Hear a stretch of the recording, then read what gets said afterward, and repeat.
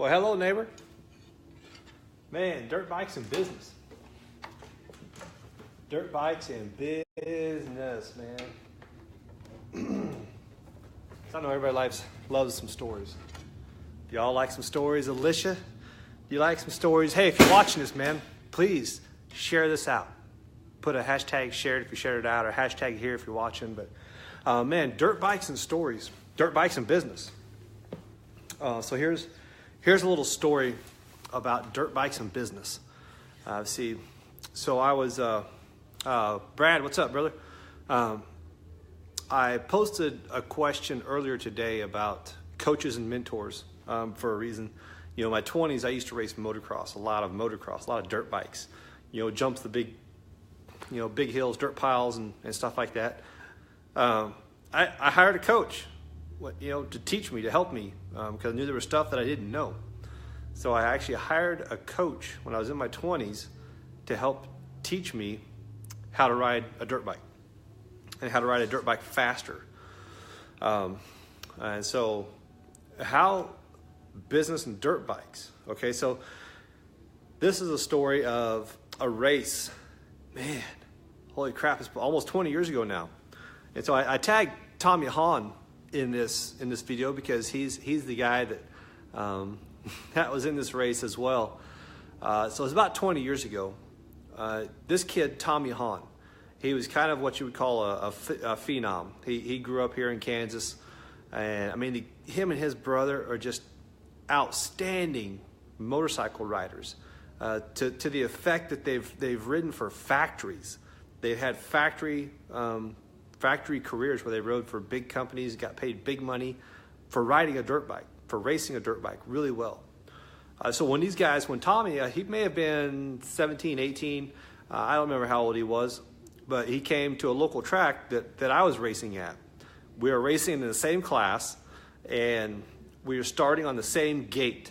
And so when you're racing motocross, there's this gate, and you roll your tire. If you're going to ride your motorcycle, ride your bike up here, and there might be like 30 gates all lined up. And there's like 30 guys lined up on this gate, and this gate will fall backwards when the race starts. And so everybody has a fair start. All right? So I was kind of known as a really good starter because my mindset, if there's 30 people lined up for the same race that I'm in, if I can get to the first corner first, I've already passed them all. Then all I have to do is maintain my position, try to pull out a little bit, and maintain that position. I've already got them beat, kind of. And so here's this kid. He's like 16, 17, 18 years old, just a freaking badass on a motorcycle. Lined up on the same gate as me. I'm just kind of like an amateur rider, racer guy.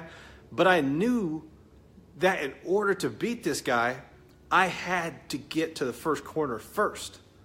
And so here's the deal, not all the gates are lined up the same. Some gates are at an angle like this, and some gates were at an angle like this, a little bit lower. So I looked and I found the gate that was the lowest.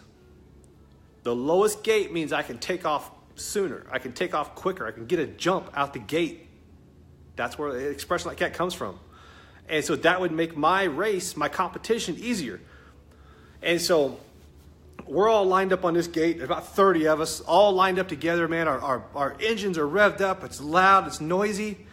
And I know there's this gate, and I swore I saw the gate move like it's getting ready to drop. And man, boom!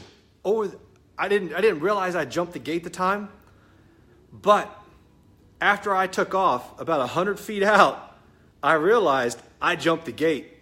There's nobody behind me. Right?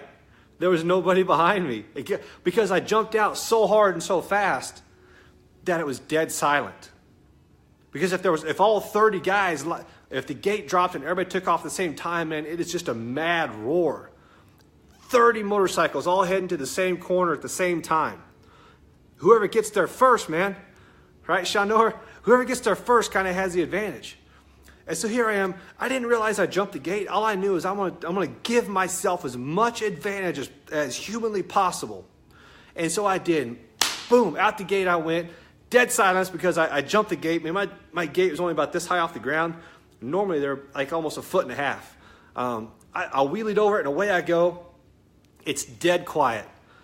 And to the point to where I realize, oops, I just jumped the gate. I shouldn't have jumped the gate.